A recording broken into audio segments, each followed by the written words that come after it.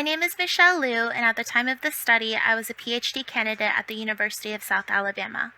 This presentation was a study I conducted on technology adoption after video editing training in higher education.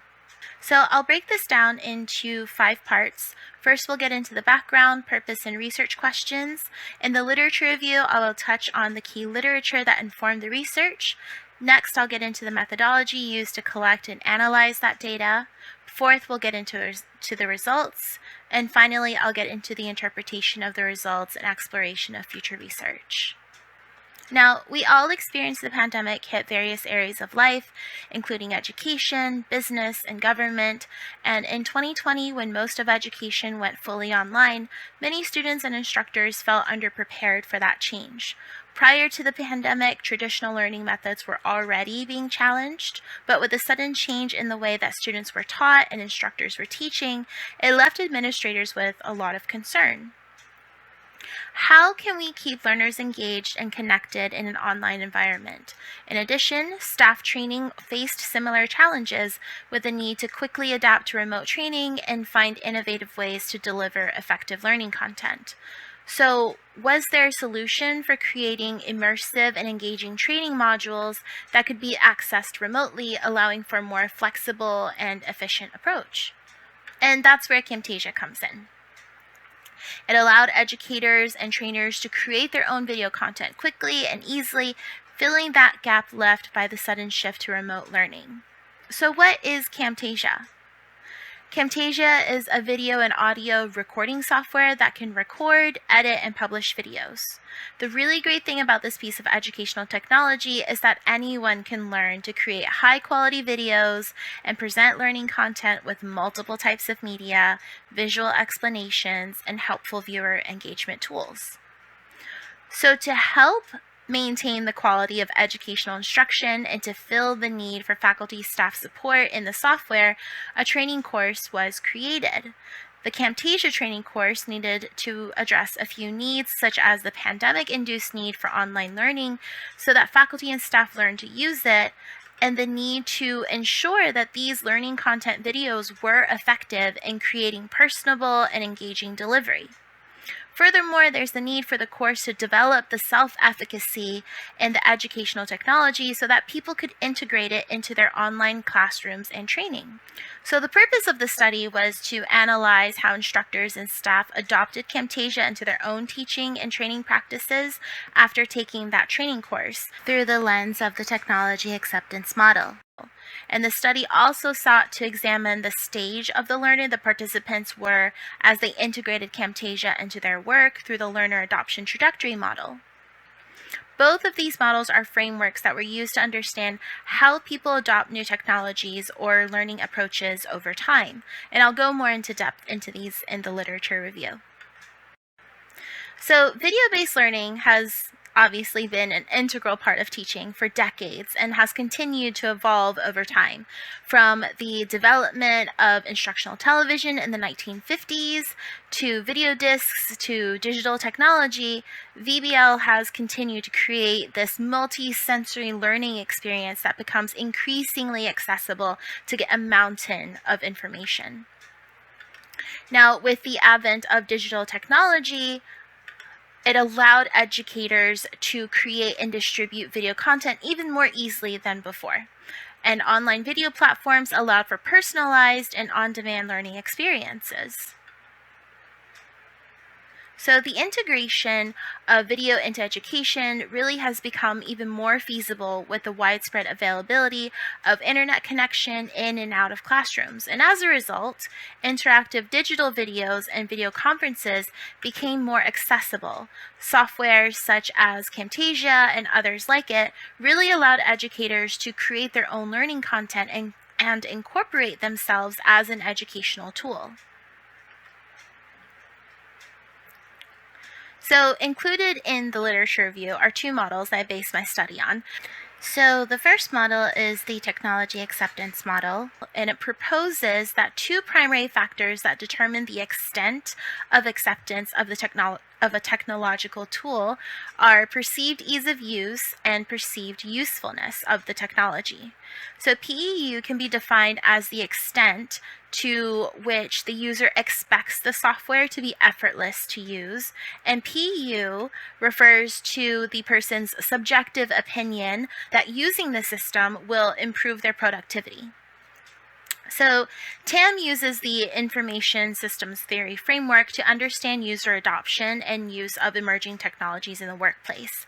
So for higher education, it comprises many variables that can explain behavioral intentions and the use of technology, extending to other variables such as self-efficacy, attitudes towards technology, and conditions of technology use. While many studies focused on students, and one of the first research teams to measure faculty acceptance of technology used the TAM framework back in 2008 with web-based learning systems. TAM has also been tested across various technologies, users, and countries, such as the use of internet, banking systems, online shopping, online gaming, and telemedicine.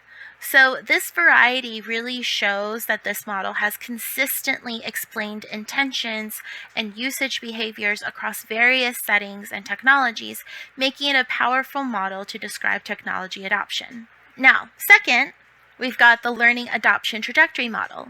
So professional development is crucial for educators to remain up to date and relevant in their practice, particularly in regard to integrating technology into their teaching. The learning adoption trajectory model facilitates the integration of educational technology by instructors through a cyclical process consisting of 5 stages that progress from learners to leaders. We have the learning stage, where teachers gather knowledge and skills to use the instructional technology. The adoption stage, where they experiment with the technology and share their experiences with peers. Co-learner stage, where they develop a relationship with the technology and make it their own. Reaffirmation or rejection stage, where they assess the impact of technology on the learning outcomes and decide whether it's something applicable to them. And finally, there's the leadership stage, where teachers expand their roles and observe their practice and share that data with peers, teaching others to start to begin their own learning adoption process. Now, during the pandemic, skilled and effective instructors played a crucial role in guiding their peers through that adoption trajectory of educational technology, where they ended up serving as the exemplary models for stage 5 with collaboration, communication, and instructional guidance. Now, the COVID-19 pandemic really disrupted the way that we used to do things, especially in the field of education. So this study explores more on how the pandemic created a need for change in the way that we teach. More importantly, regarding the models, I use them in this study to understand how participants who took the Camtasia training sustained its use through their intention to continue using it in the future, and the tangible number of projects they created per semester after their training. So to do that, I needed to answer these research questions. Do the technology acceptance model predictors of perceived ease of use and usefulness predict the level of Camtasia usage in participants? And are there other factors that can determine the extent of that acceptance? Second, what are the barriers for faculty and staff in adopting self-created video content into their work? Third, what stage of adoption did those participants advance to after their training? And finally, how did COVID-19 impact that training and implementation? So now let's get down into the methodology. Now, just to reiterate, the LATM and TAM were the theoretical structures. The design of the study was a mixed quantitatively dominant design with both concurrent and sequential collection of qualitative data. The quantitative data was collected from rating scales and items on the questionnaire, and it was analyzed in SPSS. The qualitative data were collected from a part of the questionnaire, and additional qualitative data was collected through interviews that were solicited through that questionnaire, and this was all coded with QDA minor. Now, the study utilized a cross-sectional predictive design, meaning that I collected data at a single point in time to quantitatively assess the number of Camtasia projects created per semester and future intention to use the software. And they were also the primary dependent variables. The independent variables were based on the TAM model, the perceived ease of use and perceived usefulness, along with the potential barriers as to why someone would not be able to use Camtasia, such as time, value to department, or priority. And the stage of adoption and use of other software were also added to that as well. So there were a total of 144 individuals who completed the training, and they were spread out across 8 cohorts from March 2021 to September 2022. They were all encouraged to participate in the survey, and in the end, 63 fully completed the surveys. Including the incompletes, there were a total of 78 that were a part of the data analysis, and along with that, my survey called for voluntary interviews, and 7 people took part in that. I ran my surveys from December of 2022 to the end of January 2023, and my interviews finished in February of 2023. The survey was a series of multiple choice, open-ended, and Likert scale questions that were broken down into 7 parts. So first, we had the use of Camtasia after training and whether they used any other software. Second were Likert scale items used to measure usefulness of Camtasia in their work. Then there were Likert scale items used to measure ease of use of Camtasia. Fourth section was Likert scale items on potential barriers to their adoption. The fifth part were open-ended questions about their perceptions of Camtasia and how COVID may or may not have impacted their implementation. The sixth part was a self-report profiling of what stage of adoption they were. And the seventh was demographic information and opportunity to have a follow-up interview. I did also ask participants if they were willing to share some video artifacts of that best represented how they use Camtasia for their work. However, I did not have an adequate number of submissions, so it really prevented the completion of that particular part of the study. All right, so now we're getting into the fun part where it's time to see the results. Both of the TAM predictors had significant zero-order correlations with the 2 dependent variables, meaning that there were significant relationships between the variables when considered in isolation. So to further understand how these variables predicted usage, multiple regression was carried out with the 2 TAM variables as predictors on each of the 2 dependent variables, number of projects per semester and future use. So for the dependent variable number of projects per semester, perceived usefulness was found to be statistically significant, and perceived ease of use was not once usefulness was controlled for. For the dependent variable intention of future use, perceived usefulness was statistically significant, while perceived ease of use was not once usefulness was controlled for. But there was an additional aspect to determine the predictiveness of the TAM variables, whether perceived ease of use and perceived usefulness can predict the use of other types of software. So in the survey, half of the respondents indicated that they chose to use a different software other than Camtasia. So independent t-tests were conducted to examine if the TAM variables could predict the likelihood of an individual's continued use of Camtasia, or whether they would choose to select an alternative software. The results show that there were no statistically significant differences between the 2 groups for the number of projects variable. Now, this suggests that there was no significant difference between the number of projects completed by participants who used Camtasia versus those who used other software. So for the future use variable, the mean score for Camtasia users was slightly higher than those who opted for other software. So, however, the difference between the 2 groups was not statistically significant, indicating that Camtasia users were not necessarily more inclined to use it again in the future compared to alternative software users. For the ease variable, Camtasia users reported slightly higher scores than alternative users, but again, there was no significant difference between the 2 groups. So, meaning both groups found their software of choice equally easy to use. For the usefulness variable, the mean scores for Camtasia users were significantly higher, and the t-test results indicated a statistical significance. This means that participants found Camtasia to be more useful overall than other software options. And finally, for the stage variable, there were no statistically significant differences between the two groups, suggesting that the stage at which participants were at did not necessarily impact their choice of software.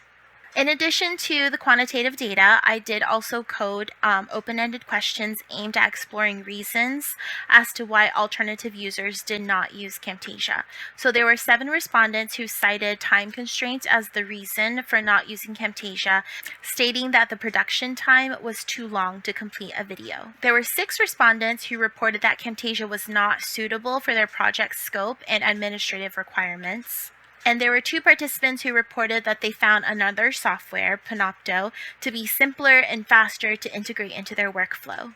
2 more respondents stated that they wanted to explore other options outside of Camtasia, and 1 participant chose a different software based on their familiarity with it. So moving to the second research question, what are the barriers for faculty and staff in adopting their self-created video content into their work? For this, my quantitative predictors for barriers were time, value to department, and priority. 3 statements were given in the survey for participants to rate on a Likert scale on the degree to which they strongly agreed or strongly disagreed. So they were, I have adequate time to dedicate to my work and to using a video editing program like Camtasia. My time spent learning video editing software such as Camtasia is valuable to my department. And finally, working with video editing software like Camtasia is a high priority for me. So before I get into the results, let me explain this table first. Multiple regression analyses were conducted to examine the relationship between each of the barrier statements and the dependent variable of number of projects and future use in conjunction with the TAM variables. Now, the analyses were run so each statement was individually added, including the TAM variables, so that any impact could be thoroughly examined. And what we found was each of the barriers did correlate with each other and for both of the dependent variables. However, once TAM variables were controlled for, it did reveal some differences. The value was that the only barrier found to be a significant predictor of future use once the TAM variables were controlled for. So, however, the other barriers and for the other number of projects that participants created, none were statistically significant. In addition to that quantitative data about barriers, I also coded open-ended questions to investigate further the barriers participants encountered that prevented them from using Camtasia. 9 participants who provided open-ended responses identified time as their significant barrier to using Camtasia, as the software required too much additional time on top of their already demanding workloads. 2 participants needed more help when using that software. 2 participants reported that they felt Camtasia was not intuitive enough for them. 2 other participants said that they wished to have additional resources and that was a barrier for them in using Camtasia. And so now for the third research question, right? What stage of adoption in the learning adoption trajectory model did participants advance to after their training? So this was a closed-ended response. Unfortunately, there were participants who were unable to answer this question due to the confusion of its presentation. The drag and drop function caused participants some issues. So because of that, responses in the open-ended questions were also reviewed to supplement some of that missing data, and they were aggregated together. This distribution shows that the majority of participants in the sample are in the early stages of adoption. Additionally, a correlation analysis was also run to see if there were any positive correlations between stage and other variables. Once controlled for the TAM variables, stage and future use were found to not be statistically significant. However, stage was found to be statistically significant with the number of projects once TAM variables were controlled for, suggesting that stage was an important factor in predicting the number of recorded projects after their training. So because this regression model found that the addition of stage led to a slightly different model than found when other variables were added, I examined the interrelationships between the variables in this model further and looked at the correlations between the 4 variables of interest: number of recorded projects, ease, use, and stage together. The results show that all the variables were positively correlated with each other. Specifically, participants who were in higher stages of adoption tended to produce a greater number of recorded projects per semester. So in addition to that quantitative data, I also looked at the representative comments regarding each stage. They all ranged from stage 1, where users were still learning to use the software, to stage 5, where users were very comfortable using Camtasia for various projects. Most notably are the higher stage users, so such as stage 4 users talked about how being proficient in using Camtasia and even recommending it to others. Stage 5 users were very, very comfortable with the software, and they were able to perform various tasks and embed their videos on different platforms. Finally, the last research question: how did COVID-19 impact training implementation? This was an open-ended question that involved a binary response in addition to a longer text response. Through a small sample size, participants felt that COVID-19 did not impact their motivation to take the training at all, and it far outweighed the ones who felt that it did. I coded the open-ended question to extract more details on the impact of COVID on training and implementation. So participants had different motivations for taking the course during the COVID-19 pandemic. Some participants wanted to learn new skills, others felt a necessity to adapt to the new remote communication environment, some had already transitioned to teaching online, and while others had a pre-existing desire to take that course. Additional open-ended responses and interviews provided interesting information that did not directly impact the data. So when they were asked about changes in perception of self-recorded videos after training, some participants highlighted that the importance of producing better quality videos to demonstrate care for learners, while others found the software to be user-friendly and helpful in demonstrating what to do in various areas of their field. Additionally, some participants noted that the time-consuming nature of creating videos made them realize that they needed to practice more after training to be able to create the type of videos that they really desired. When asked about the advantages and disadvantages of using Camtasia for their work, many expressed that they found Camtasia to have advantages such as ease of use, advanced editing features, and the ability to make presentations look really professional. Participants also expressed that Camtasia had certain disadvantages, such as a steep learning curve for those that were new to video editing. They also noted that Camtasia was too time-consuming, even for videos that really did not require extensive post-production. Analysis of the interviews with the 7 participants produced themes that were categorized into 3 broad areas: ease, priority, and usefulness. So under ease of use, participants reported feeling more confident using Camtasia the more that they consistently worked on it. They also found that it was easy to integrate their recorded learning content into their courses. Under priority, time was a major factor in trying to implement Camtasia. While many participants had plans to use Camtasia and had specific ideas on how to use it, the lack of time and administrative support really held them back. Under usefulness, participants overwhelmingly reported that Camtasia had positive impacts on their teaching, and they were able to use it to enhance student knowledge retention in particular. However, there were a few instances where participants found that face-to-face instruction was better, and Camtasia did not necessarily enhance or benefit their teaching or training. So now that the study is done, we've seen the results, we can really talk about it. The aim of the study was to see whether the LATM variables would predict usage levels in participants after they completed their training. And consistent with previous research and literature, PEU and PEU did have impact on influencing Camtasia usage. Specifically for my study, PEU was the primary factor in influencing people's intention to use Camtasia, and the ease of using the software did not matter as much once usefulness was controlled for. This makes sense for this study because the participants already took the training, so ease of use made sense to not be a big factor. PEU may still play a role on initial adoption decisions, but it's really important to note that the importance of it diminishes over time as users become more familiar with the software. Another important factor to consider is finding the right balance between ease and usefulness. People are often willing to put in more effort if they believe that the end result will be useful or valuable to them, regardless if it was easy or not. So by an instructional design perspective, by highlighting the importance of perceived usefulness as a predictor of technology adoption, we can focus on promoting the features and benefits of the software that are relevant to the needs and goals to a very specific context. Next, we need to talk about the barriers.